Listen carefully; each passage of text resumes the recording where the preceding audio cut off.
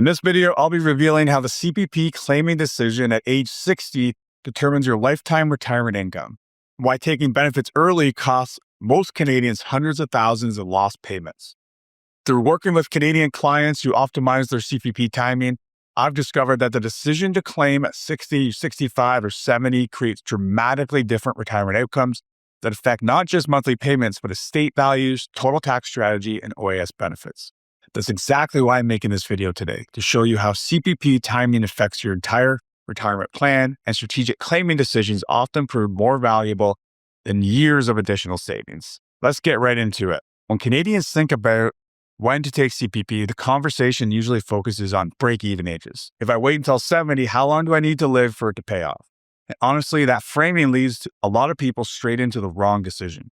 The real question isn't, what's the break-even point? It's, what's the lifetime cost or lifetime gain of this decision? Because CPP isn't just another income source. It's fully guaranteed, inflation protected, payable for life, and completely unaffected by market returns. So the decision you make at age 60 permanently sets the base amount that will grow with you for the rest of your life. Most Canadians know the general rules. Taking CPP at 60 causes a 36% permanent reduction. Taking CPP at 70 gives you a 42% permanent increase. Those numbers are correct, but they're straight line numbers. They don't reflect the real math, because you're not just comparing 36% less to 42% more. You're comparing a reduced base that compounds lower every year versus a larger base that compounds higher every year. And when you actually do the math before inflation, the difference between claiming at 60 and claiming at 70 is not 78%. It's roughly 122%. And once you account for inflation, the gap gets even bigger. Let's put some real numbers to this using today's CPP maximums.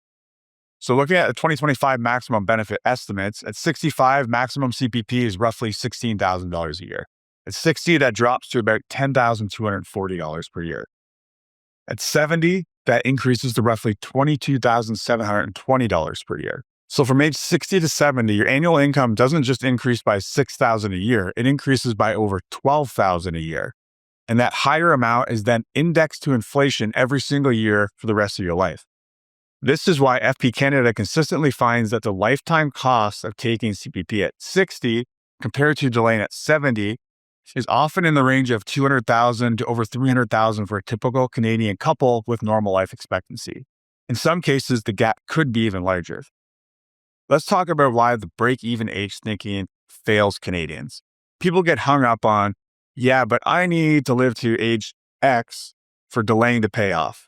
This thinking feels intuitive, but it leads people astray because life expectancy at birth is irrelevant. Life expectancy at 60 or 65 is much longer than most people think. And the combined life expectancy of a couple is even longer. You're not planning for your average life. You're planning for a life where one spouse lives into their late 80s or 90s, and the survivor benefit matters. And inflation matters, and predictable income matters. Here's the real behavioral issue.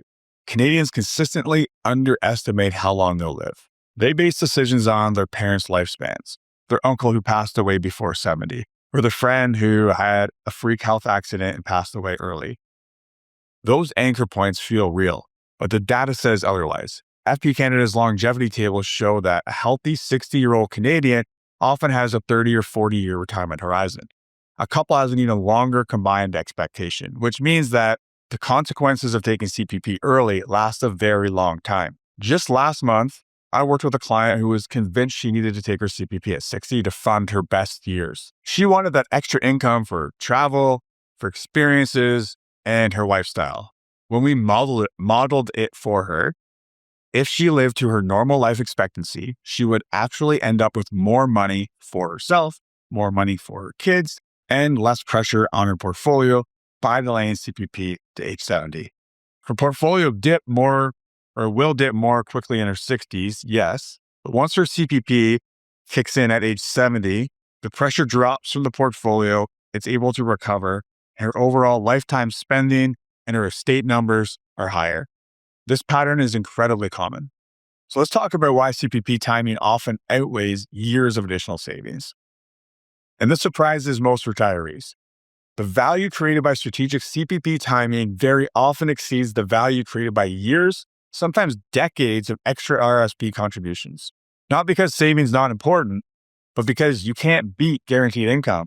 You can't beat inflation protection. You can't beat the longevity pooling, and you can't beat the risk-free 8.4% increase plus inflation. So delaying CPP isn't about getting more money or more income later. It's about building a retirement structure that reduces tax, preserves your portfolio, protects your long-term lifestyle, and enhances your legacy. And that's why this decision at age 60 is one of the most important choices in Canadian retirement planning. The timing decision creates income differences.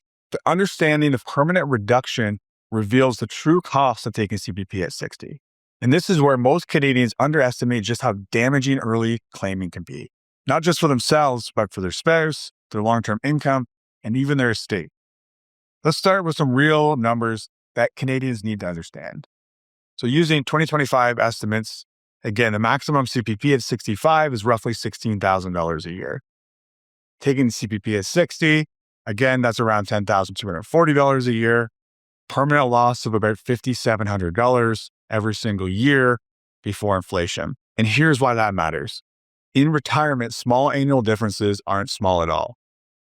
They compound into massive lifetime gaps. So someone takes CPP at 60 and lives 30 years, that's $171,000 lost in nominal dollars.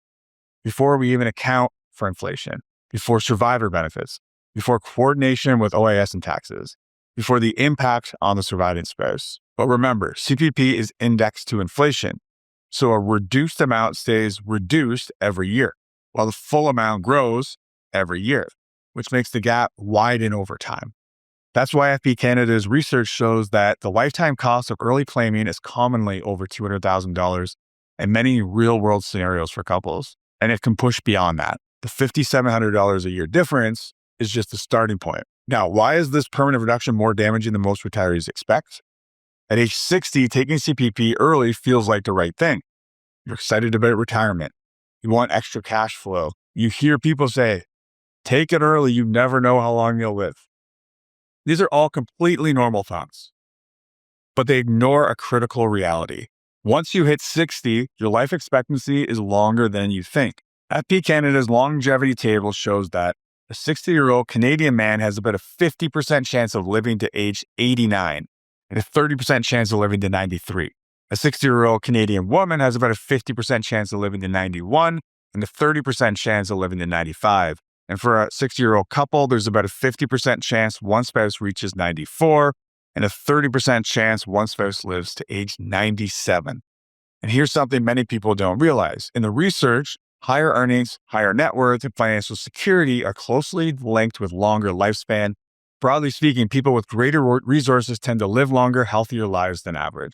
So if you're watching this right now, already doing well in savings, investments, or income, chances are you may outlive those standard longevity tables. That means the penalties built into early CPP claiming could cost you and your spouse more than the average Canadian because your retirement horizon is potentially longer than average. This is where behavior and reality collide because our brains don't think about longevity logically.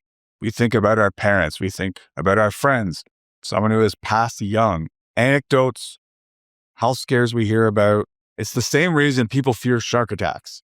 Even though you're thousands of times more likely to get hurt driving to the beach than swimming in the ocean, our brains latch onto dramatic stories, not actual probabilities.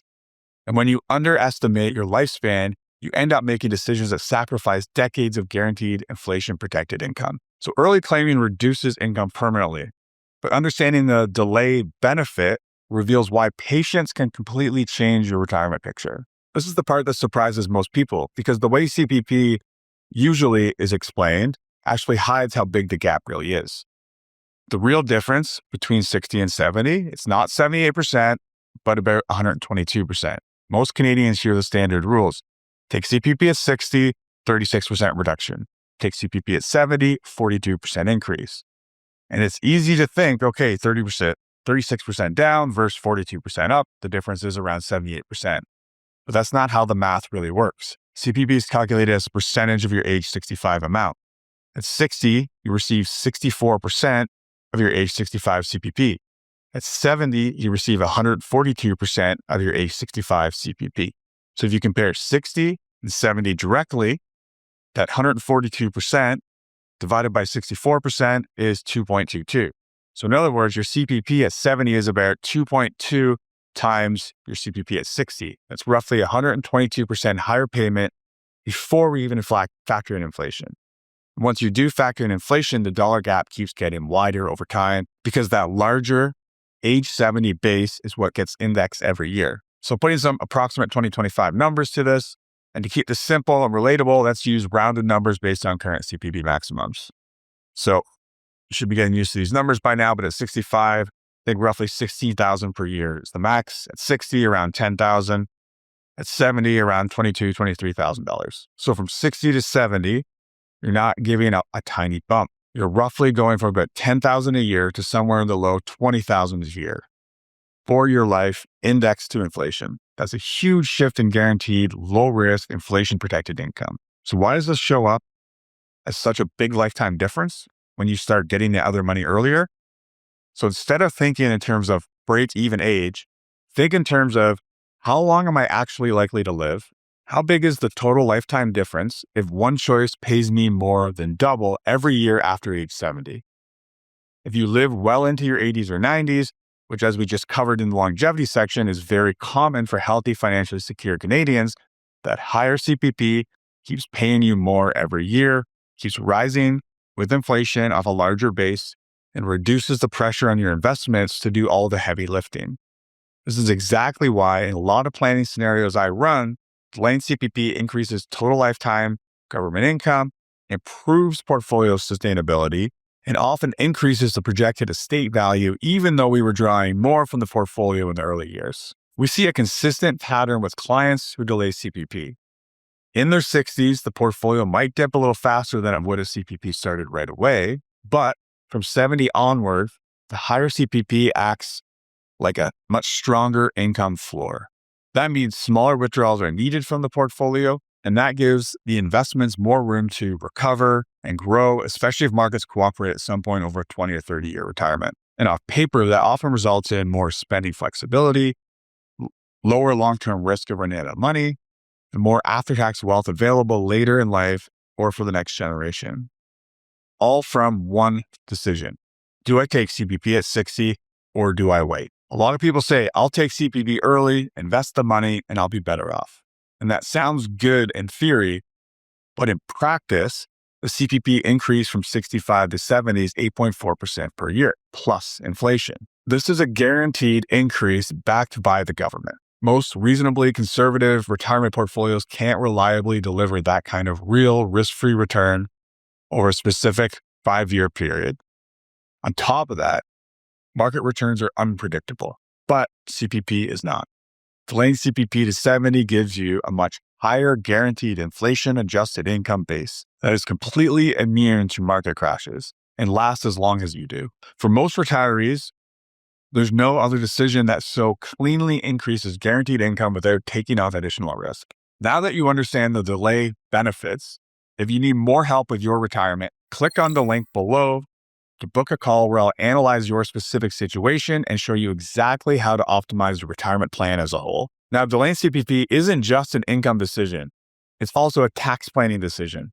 CPP doesn't show up on its own. Whenever you take it, it stacks on top of RSP withdrawals, your future RIF minimums, and RIF income, investment income, pension income, and eventually OAS. And that means the age you choose to take CPP directly affects how flexible your tax planning is. If you claim CPP at 60, you add permanent income to your tax return right away, which reduces your ability to use those early years in retirement for tax-efficient RSP withdrawals. But if you delay your CPP, especially into your late 60s or 70s, you create a low-income window where we can draw down RSPs more strategically, and that could allow us to smooth out your income, manage your tax brackets more intentionally, prevent RSPs from growing too large by your 70s, and reduce the risk of forced high-tax RIF withdrawals later. We've done full episodes on tax planning, so I won't make this one of them, but the point is this. CPP timing isn't just about when you get the check. It's about setting up the tax structure for the rest of your retirement. Another piece we can't ignore is old age security, or OAS. OAS starts at 65, and once your income crosses a certain threshold, you begin paying the recovery tax, commonly called the clawback. Now, CPP timing alone doesn't determine whether you'll face a clawback, but it absolutely influences it because CPP adds to your taxable income.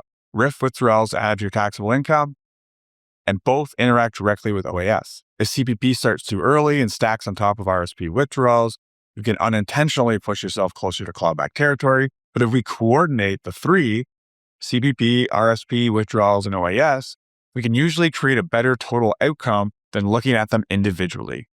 That's the key message here. You can't make but you shouldn't make your CPP decision in a silo. It affects your tax planning, your RSP strategy, your OAS benefits, all at the same time. Now that you understand the benefit coordination, let's look at the comprehensive CPP timing framework that optimizes your claiming decision. So CPP timing carries this much weight. How do you actually make the right decision for your situation? Here's the framework I use with clients, and the same one that consistently reveals six-figure differences in retirement outcomes. So first, start with longevity, not fear-based assumptions. Longevity isn't about how long your parents lived. It's about how long you're likely to live based on today's data. FP Canada's most recent longevity tables show that at age 60, a 60-year-old woman has a 30% chance of living to 95. A 60-year-old man has a 30% chance of living to 93. And together, a 60-year-old couple has a 50% chance that one of them reaches 94. And remember, those are just averages. People who are financially secure, non-smokers, engaged in preventative healthcare, with strong social connections tend to live meaningfully longer than the averages. Yet most CPP timing mistakes happen because of recency bias. My dad died young. My friend passed suddenly. I don't think I'll live that long.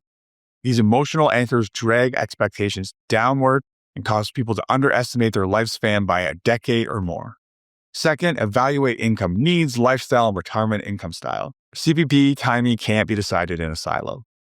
We want to look at your desired lifestyle spending, your actual spending today, big ticket items in the first 15 years of retirement, travel goals, legacy goals, how much flexibility we want to create in your income, what's your retirement income style, your total return, time segmentation, what other guaranteed incomes do you have?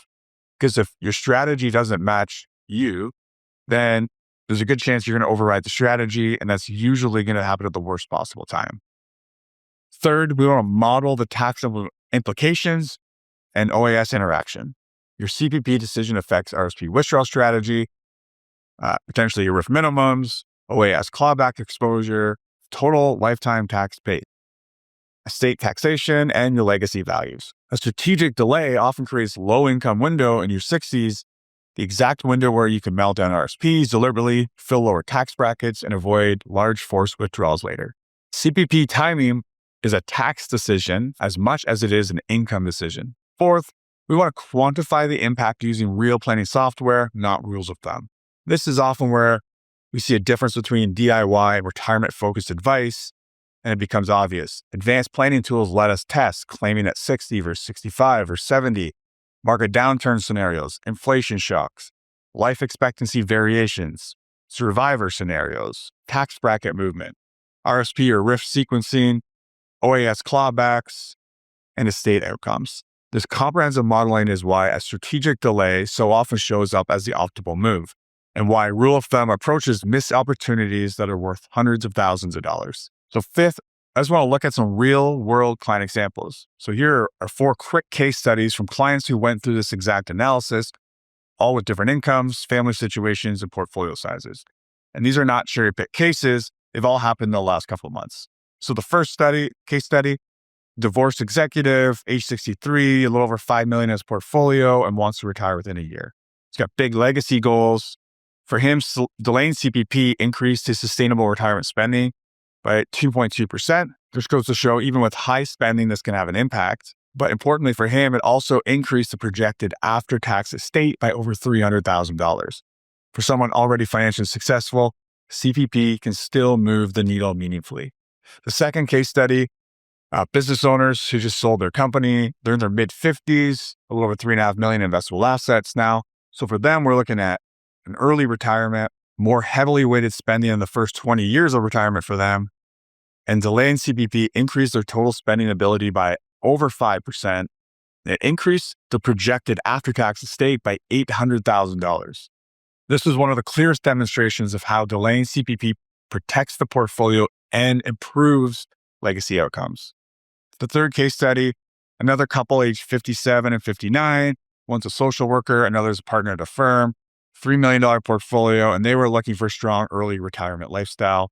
Moderate legacy goals, not as important, and delaying CPP for them increased their sustainable spending by over 4% and increased their after-tax estate, even with higher spending, by over $500,000. So again, more lifestyle in retirement and more legacy for the next generation. And the fourth case study, a single retiree, a smaller defined benefit pension, a little less than $1 million in her portfolio, a lifelong employee at the same company, retiring at age 60, modest spending goals. And for her, delaying CPP increased retirement spending by 6%. And even on her smaller relative portfolios relative to the other situations, still increased her after-tax legacy projection by $275,000. So that's someone with a smaller portfolio than the first cases, and CPP timing still created a six-figure swing. The sixth thing I want to talk about here is bridge income planning enables delaying CPP without lifestyle sacrifices. We never tell people to live smaller so they can wait for CPP. Instead, depending on the income style, we may draw strategically from RSPs, look at non-registered investments, potentially even tap into tax-free savings accounts, shift part of the portfolio into a more conservative bucket, or even a term certain annuity to create a bridge benefit or bucket to help get them through to age 70. The idea is simple. When you delay CPP, you can still keep your lifestyle and preserve your portfolio over the long term. Number 7, use ongoing reviews, not a set it and forget it decision. Even when delaying is the optimal recommendation at age 60, we still reevaluate every year. If something changes, whether it's tax laws, health status, life expectancy, market conditions, family goals, whatever it is, we can still adjust. This is exactly the kind of nuanced decision-making that working with a retirement-focused advisor provides, and DIY approaches often miss. Number 8, delaying is often the right strategy, but not always, right? Most of the time, delaying CPP delivers a higher lifetime income, a higher inflation-adjusted income, lower portfolio stress, better tax flexibility, often larger after-tax estates. But there are situations where taking CPP earlier makes more sense, like if we see significant health issues, a shortened life expectancy, temporary cash flow needs that can't be avoided and otherwise covered, very low income households who just need the money today, maybe business owners who pay themselves dividends for most of their career, so they have a lot of years they didn't contribute to CPP. And there's other unique circumstances as well. The point here is the right CPP timing strategy shouldn't be a guess.